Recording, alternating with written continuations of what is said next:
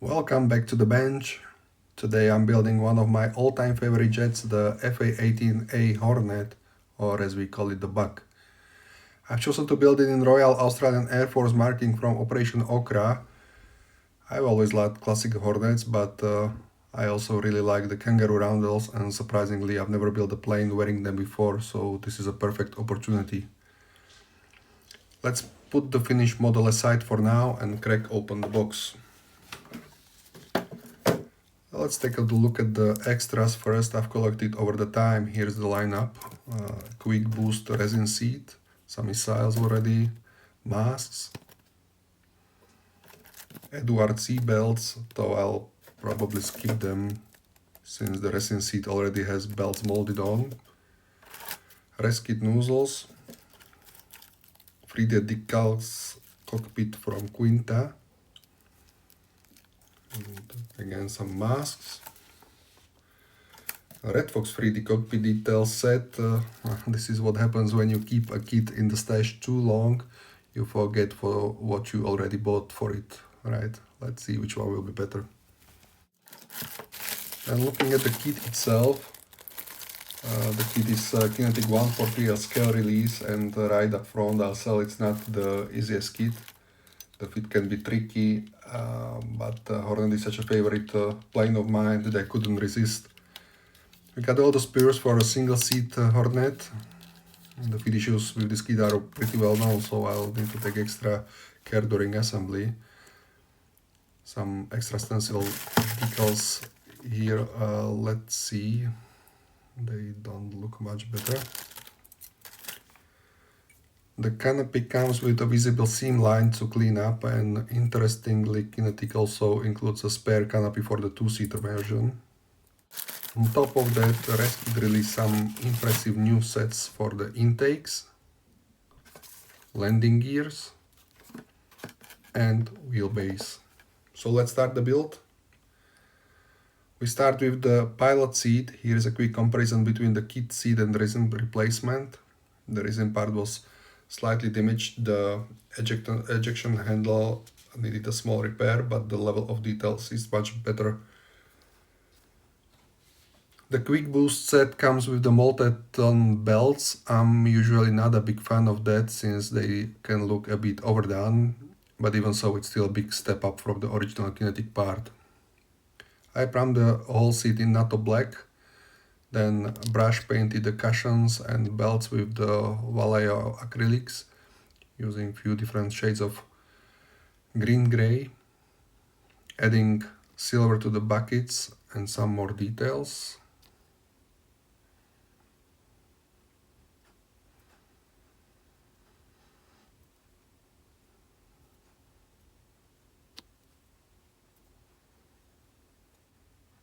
And finished it off with some oil paints.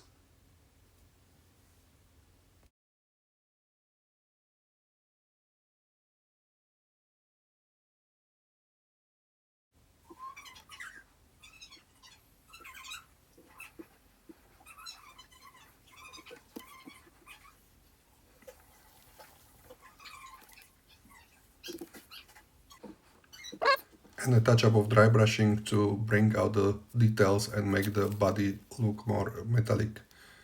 Neither Kinetic nor the aftermarket seat provided stencil decals, which was a bit disappointing for me, but luckily I found an old Eduard set which gave me at least warning place cards.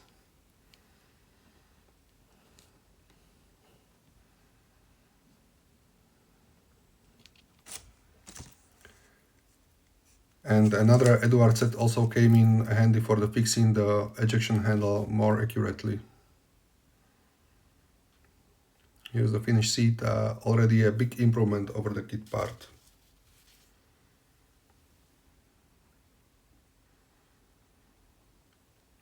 Next up is the cockpit.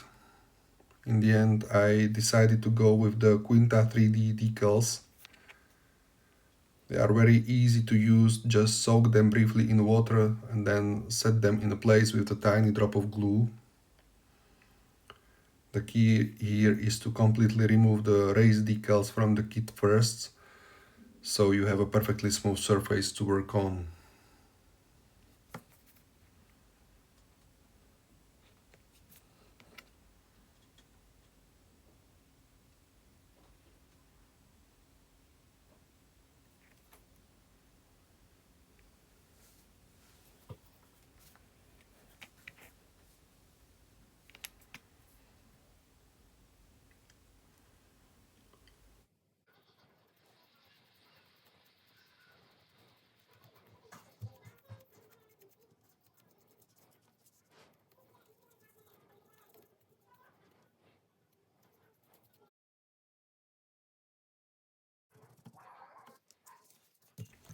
After I wash with Tamiya panel liner and little dry brushing, the cockpit came to life.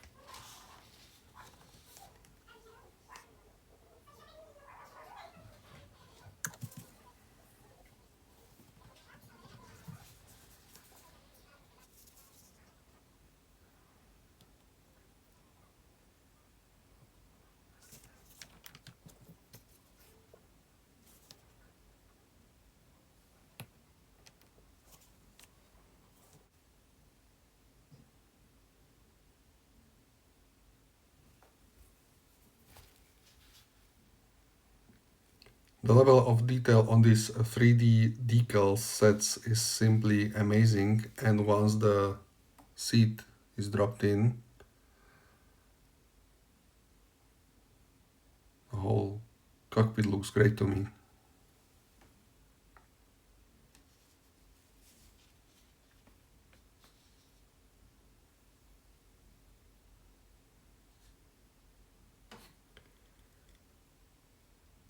Now for the wheelbase.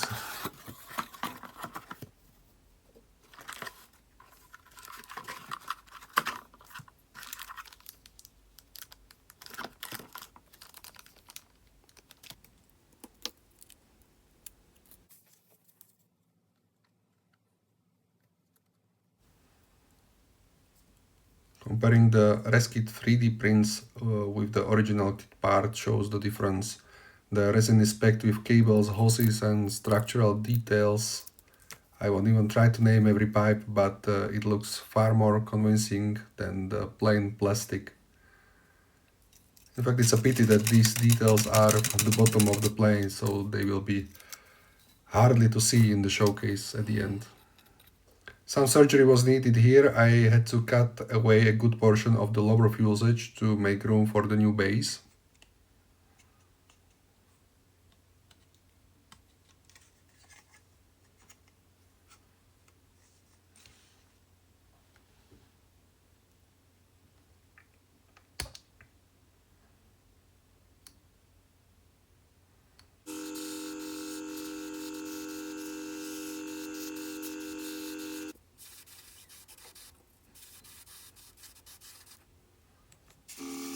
I painted the cables and the hoses in a mix of metallic shades and black, and picked out some of the connectors with blue and yellow.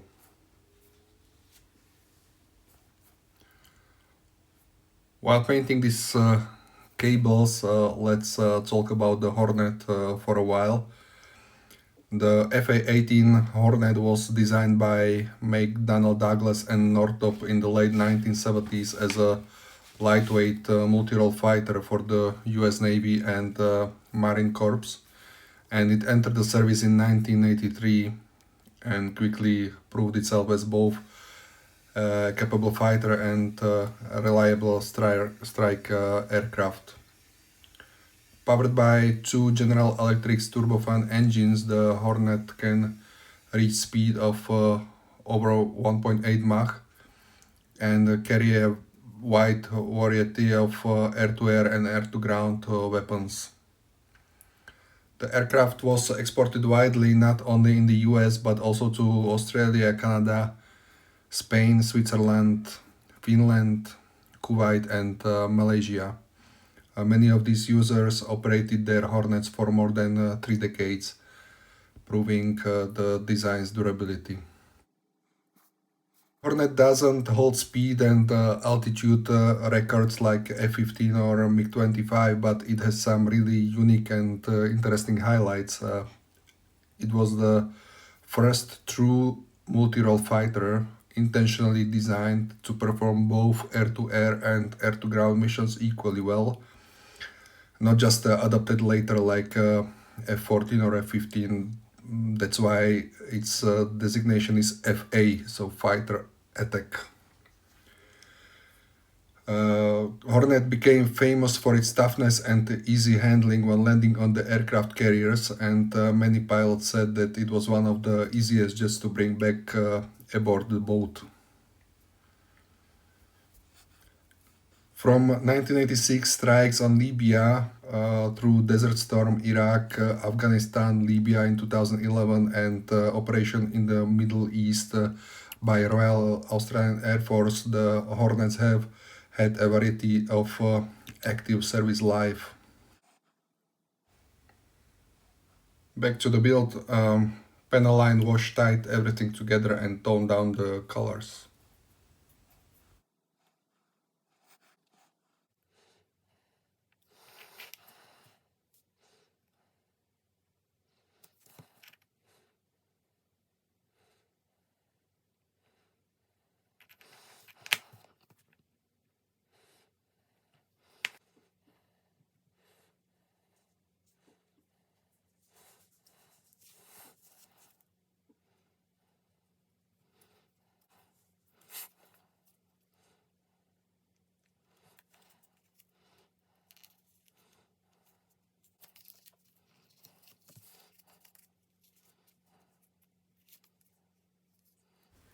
Next, the intakes, always a tricky part on Hornet kits, especially Kinetic. The base color of Reskit Resin is already white, but on real J's intakes don't stay clean too long. So I went with Gunze C316, which has a slightly yellowish tint, closer to how they actually look in the service.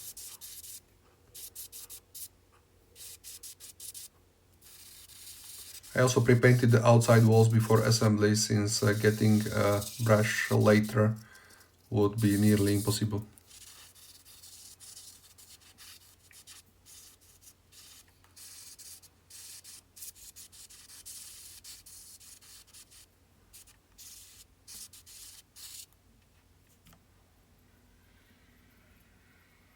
Add the dust and sand pigments inside the duct to simulate operational wear.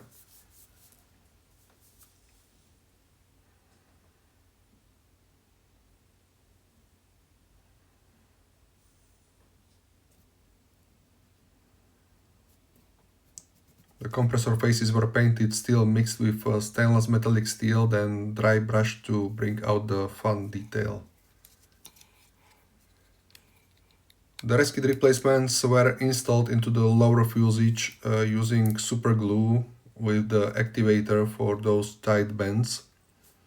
That gave a strong bond, but also meant there was no room for any error.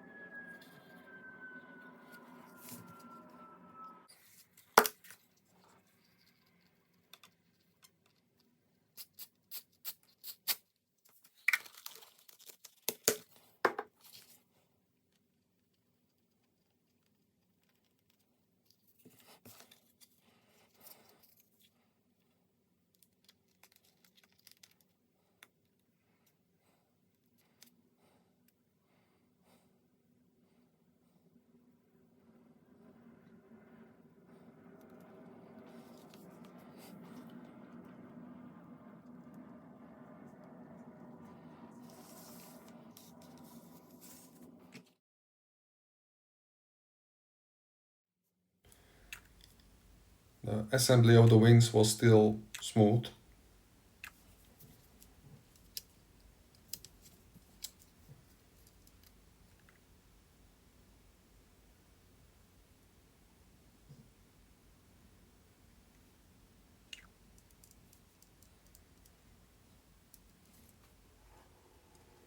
But once I moved to joining the halves of usage, the real battle began. Well, this is a well-known weak spot of the Kinetic kit, and unfortunately the Resin upgrades didn't make life easier. Not because of the resin itself, but because of the Kinetic's engineering mainly.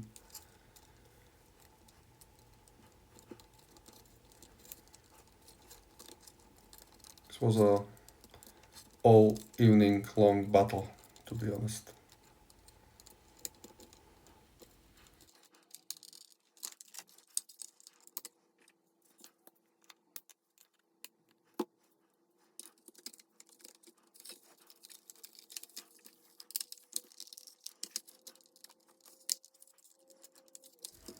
And at this stage I had to pause filming since it turned out to be a long fight with the plastic until I finally managed to glue the body.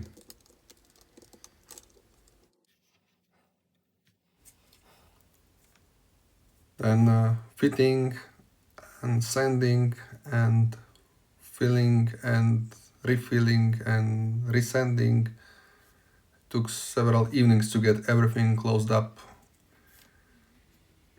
In some areas I even resorted to epoxy putty to bridge the gaps.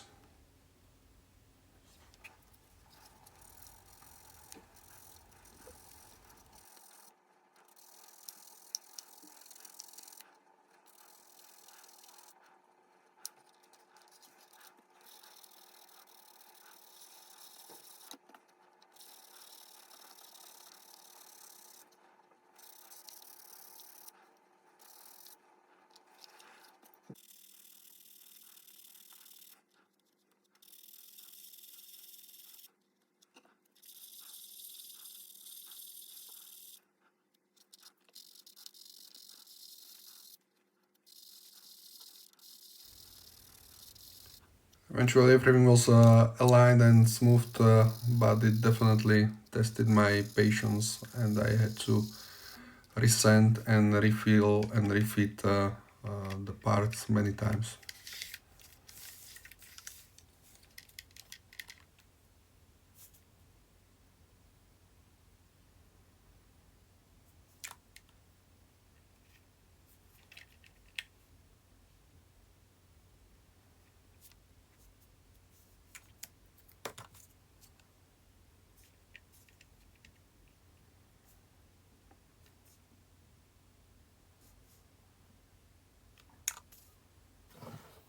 With the main assembly coming together, I added the strengthening plates on the vertical tails. The manual wasn't much help here. The illustration of the placements is vague at best, so I had to double check reference photos to be sure. In fact, the instructions are so confusing that they almost deserve their own review video. Some steps even point to spurs that don't exist in the box, which forced me to cross-check real aircraft photos and manuals from different producers several times.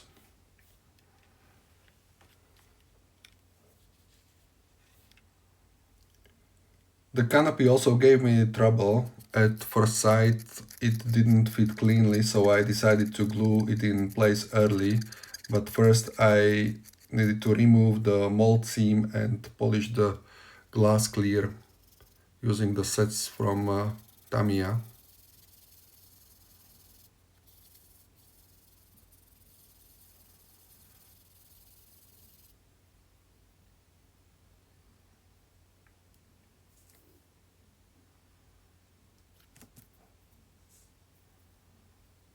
I really wished that Tamiya would make the classic Hornet kit.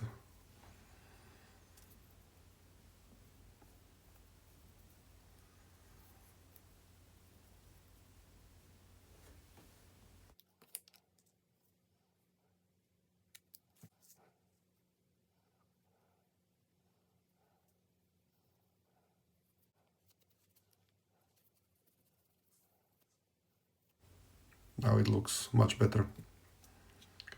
For the hut, I tried to add a little realism with a holographic foil to imitate the lens.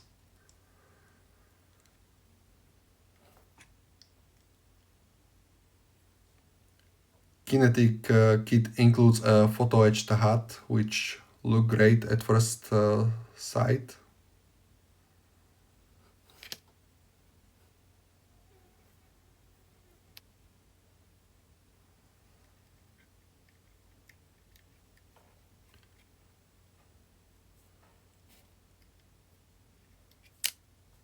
Until I discovered it was oversized and wouldn't fit under the windshield. If anyone has ever managed to make that one work, let me know in the comments, please.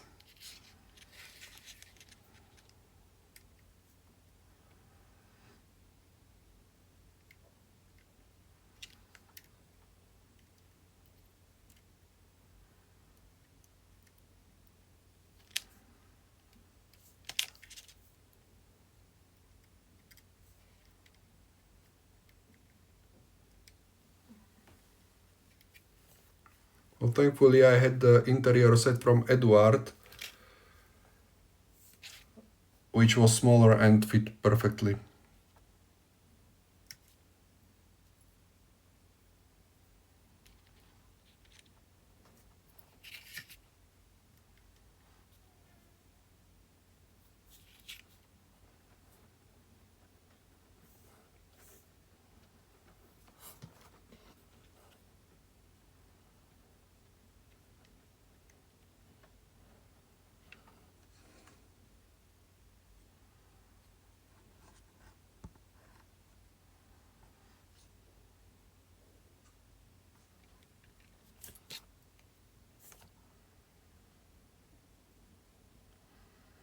Even so, the windshield to fuselage joint needed a heavy filling, especially on the right side.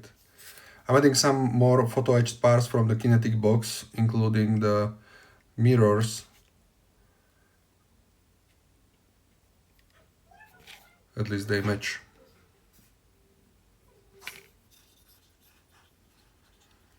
After that I had to rescribe almost the entire airframe. The original panel lines were so shallow they nearly disappeared after sanding and filling, so I went over them carefully to bring back the detail.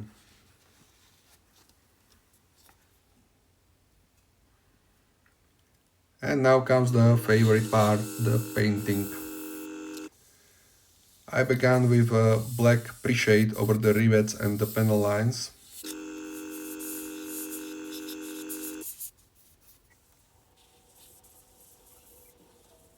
On the panels I also worked in shades of grey and white to give variation and create a sun-faded effect.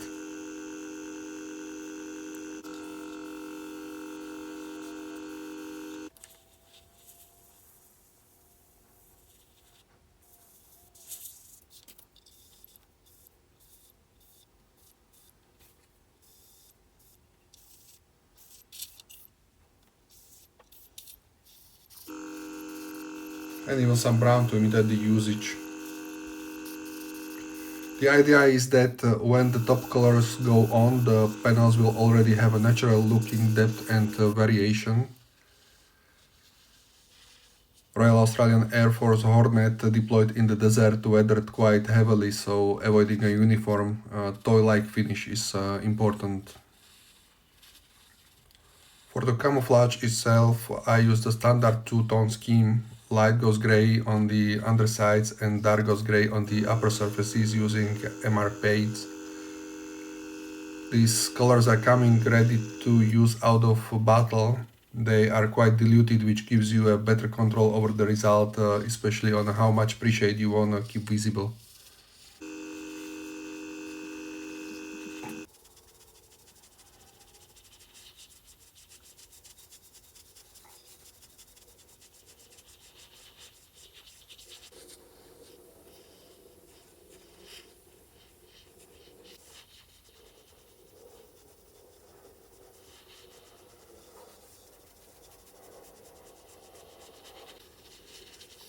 Nose was already painted with a mixture of several colors, making light ghost grey more brownish and darker. I am afraid that I won't be able to replicate the mix anymore.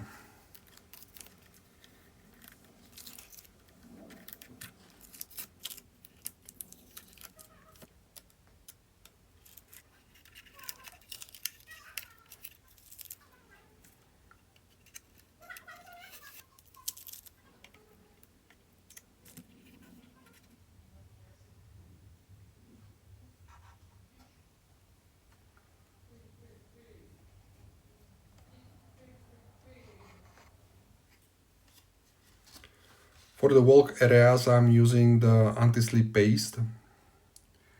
They sell it in black.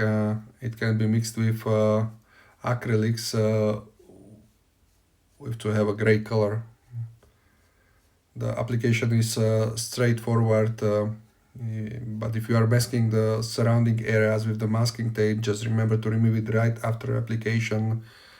Otherwise, the paste will dry on the masking tape and will crack during the removing. And minor imperfections can be anytime fixed using water, as these are acrylic paints. After a clear coat, I move to markings. They are surprisingly thin and behave well.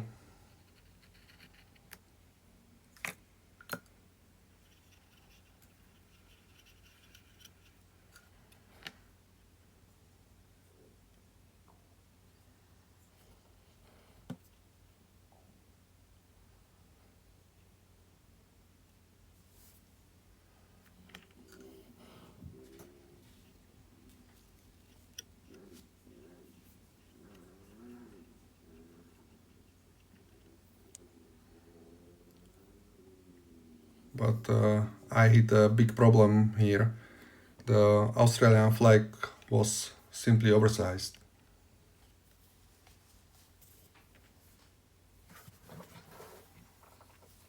Here is the picture from the real plane.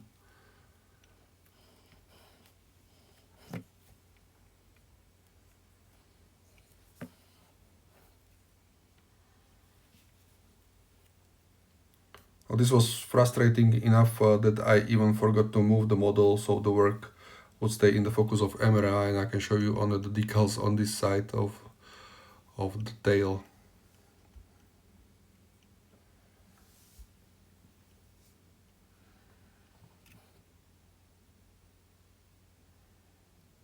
So enjoy all of them.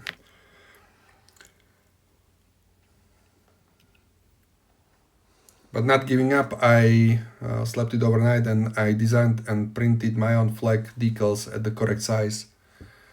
Well, the color may be not the perfect match, but at least the proportions are now accurate, and that mattered most to me.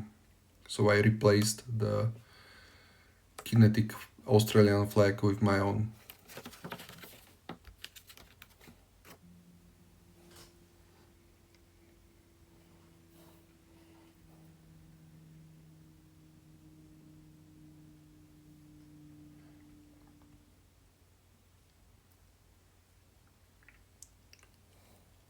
The Reskit exhaust nozzles are a huge upgrade compared to the kit parts. I painted the insides white as they appear when fresh. You can feel something white even on the pictures.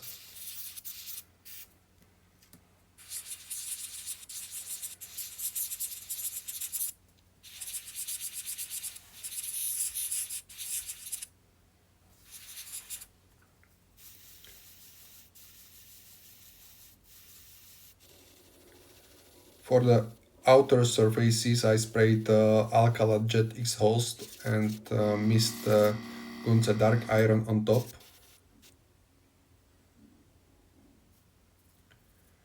I polished with a cotton swab to create a slightly uneven metallic sheen.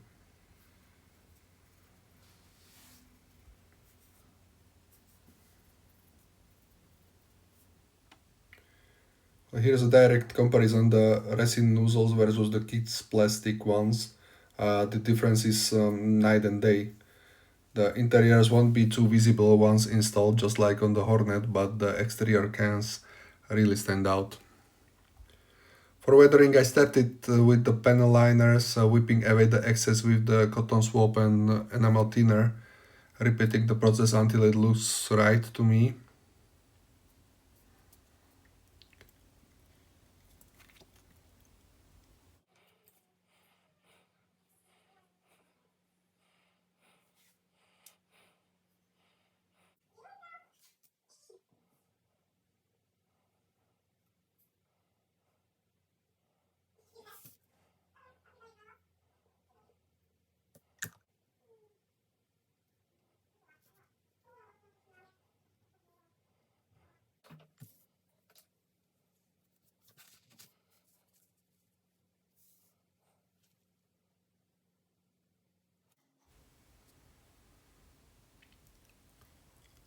After that I add subtle tones with oil paints and whip the excess with odorless thinner for a more realistic burnt effect.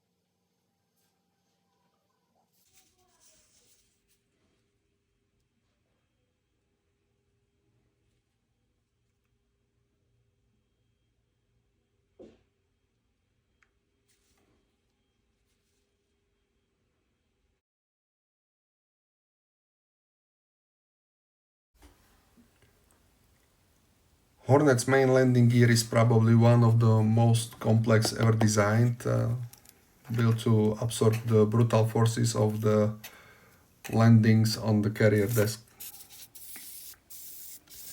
The Reskit resin parts captured it perfectly, packed with detail. They are almost like a model of their own. You can even build them in a carrier takeoff position with the catapult, but that is not usable for Australian Hornets, of course.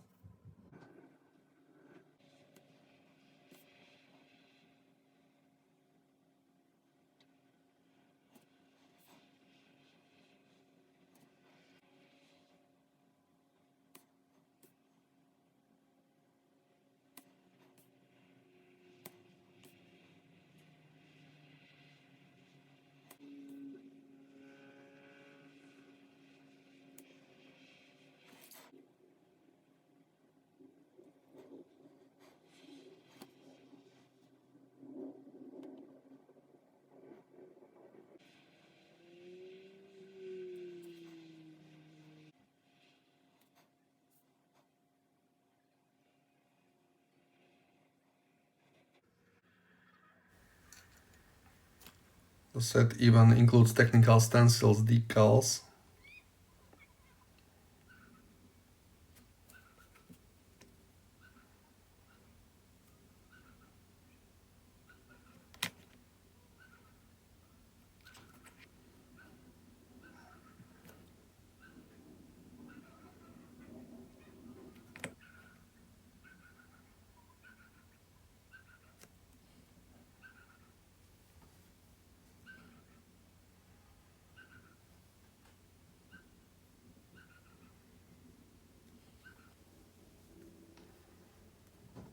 While the stencil on the covers come from the Wheels Bay upgrade.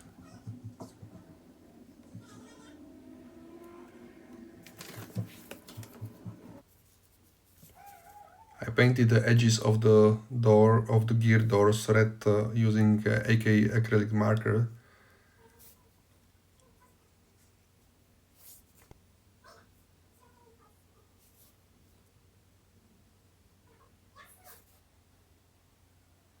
Then gave the entire assembly a wash with panel liners to bring out the depth.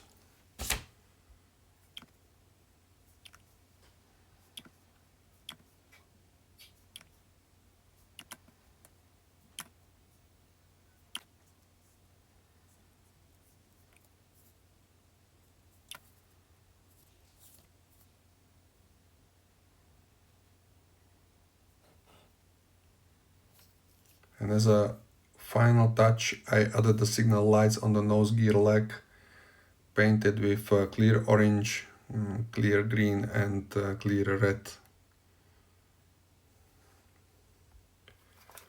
For the loadout, I went with something I just love seeing on the Hornets, really horse loaded. We got all from the Reskit Resins GBU32 JDMs with smart racks, 350-gallon external tanks, sidewinders, and arm rams. This setup was actually used in Operation Okra by RAAF, except they usually didn't bother with both sidewinders and arm rams since the enemy had no aircraft, but honestly a fully loaded Hornet just looks right. So the 330-gallon tanks are in light ghost gray, but I gave them a heavy pre-shade first with browns and grays. These tanks nearly double the Hornet's range, but they also add drag the weight, classic pilot trade-off. After stencil, I'll knock them back with the oils because tanks get swapped all the time and they always look beaten up. Now the JDMs, GPS guided bombs on Brew 55 racks. They are painted olive drab, tails and racks in light ghost gray. Then adding the wires and detailing few parts with the AK markers.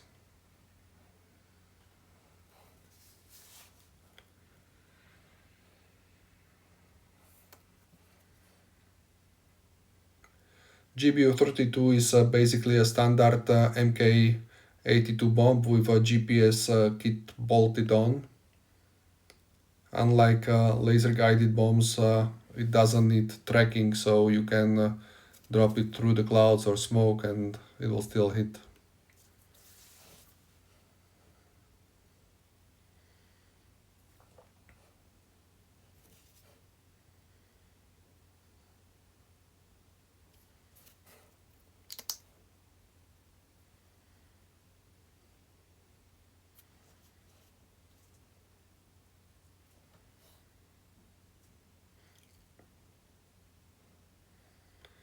After adding the technical stencil decals on both racks and the bombs,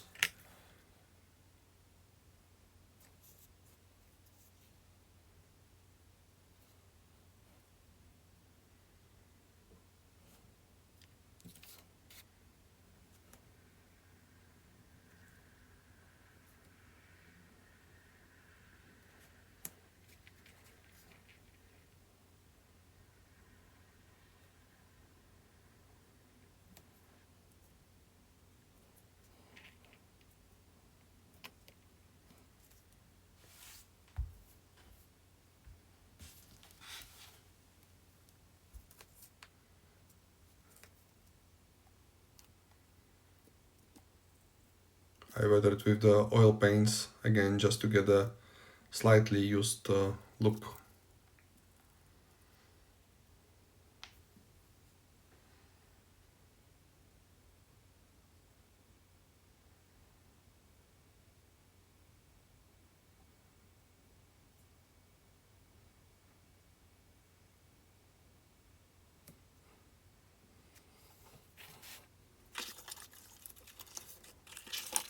On the rails I've got a pair of sidewinders and a pair of MRAMs. Both have light ghost grey bodies. The sidewinders get a metallic seeker head, while MRAMs go with a wide nose and steel winglets.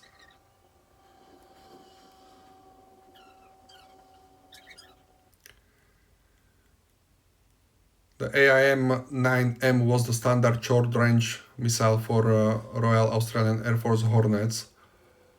Old tech compared to latest 9X, but still super reliable.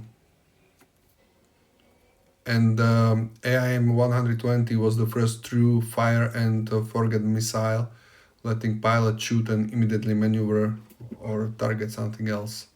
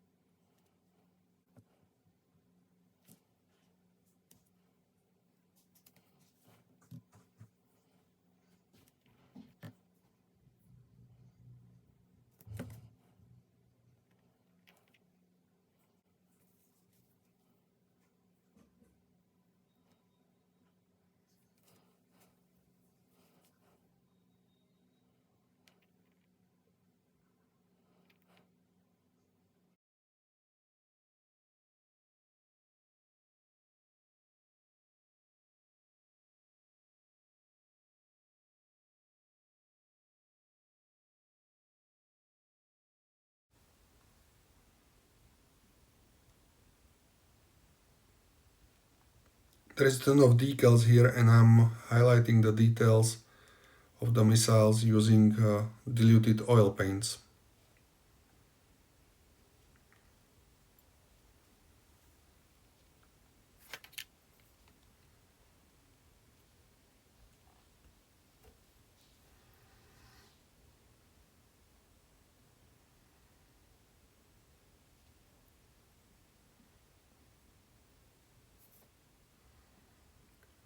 On the sidewinders, I use the Reskit Remove Before Flight cover with a Photo-etch tag tied on the fine ridging line,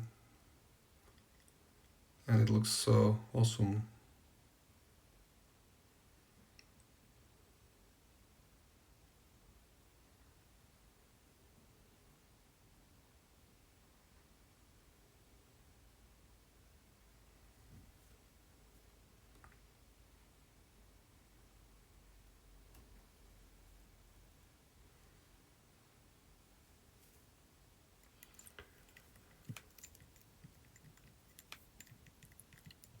For weathering, I'm mainly using oil paints. The Hornets in Operation Okra weren't overly dirty, more faded with some grime around the maintenance places and heavier streaks near the back and tails. The fading effect was already achieved with preshading, so here I'll just highlight the panel lines using diluted oils.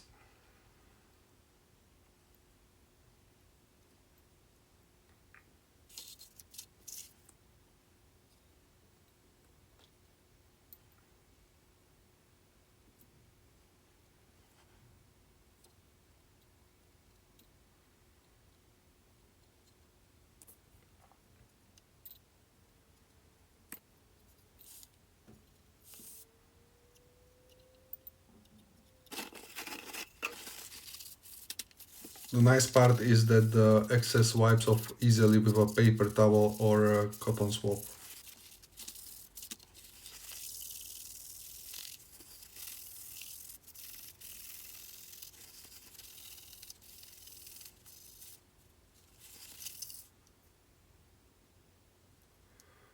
Next, I'll add the dirt around maintenance panels and whipping away with thinner to keep it subtle.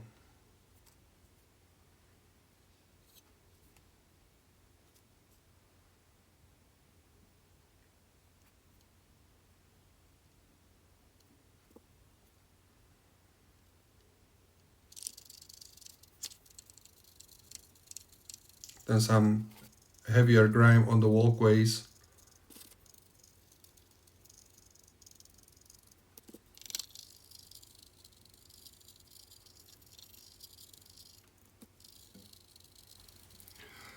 Anyway, the Hornet entered Royal Australian Air Force service in 1995, replacing Mirage 3, and Australia bought 75 aircrafts, 57 single-seat FA-18A and 18 two-seats version.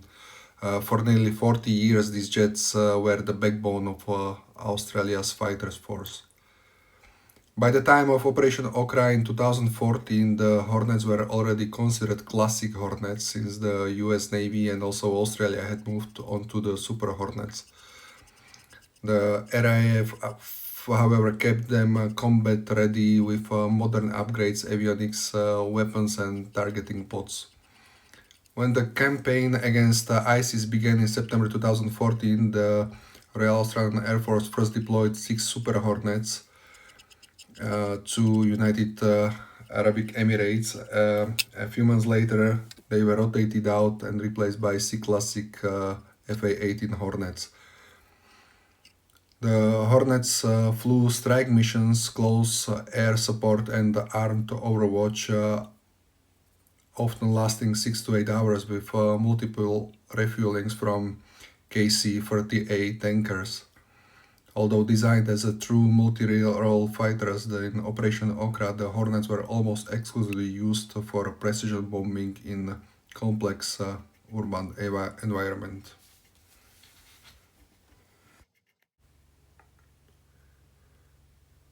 Now let's finalize the build.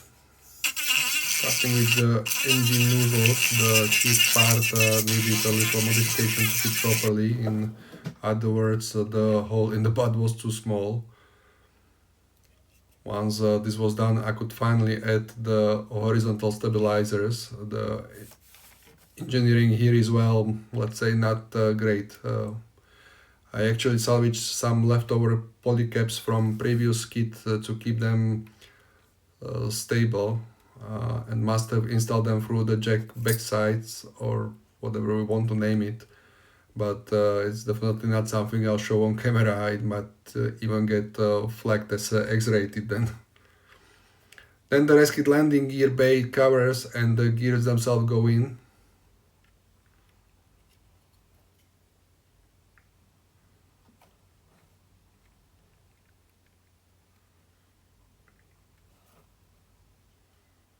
All the resin sets perfectly fit.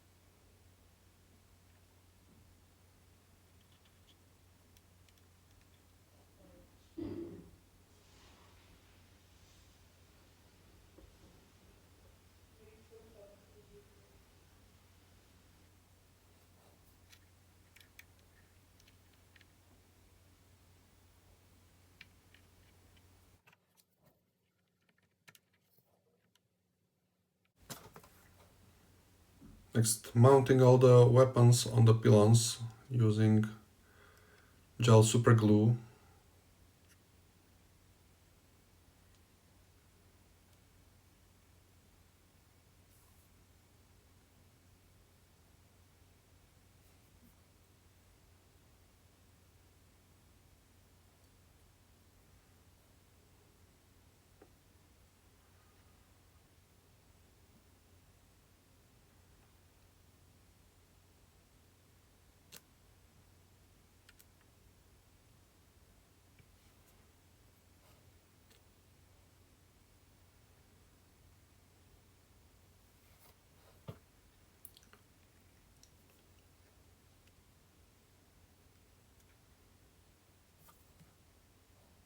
And the lightning pod from the Kinetic kit in its unusual Australian centerline position.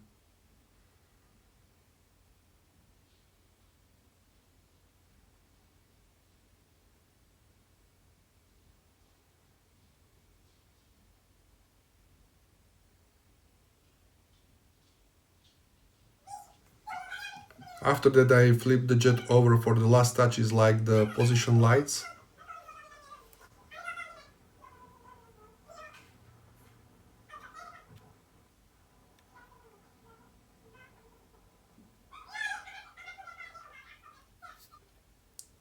The air brake.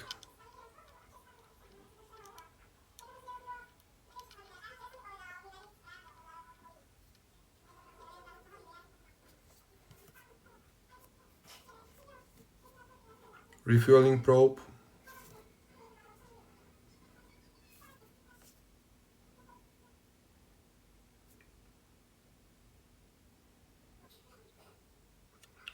And here the sidewinders are getting loaded.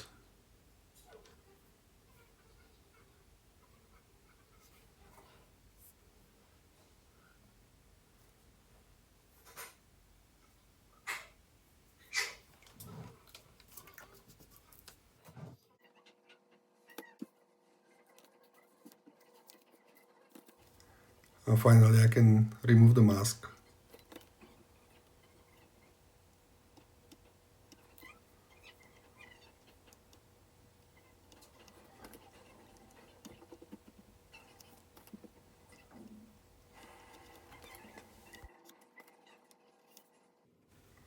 And that's the build. I really hope you enjoyed following along. If you did, a like and a subscribe would mean a lot, and of course I'd love to have you back for the next project. And for the very last step, I'm finishing exactly where I started with the pilot seat.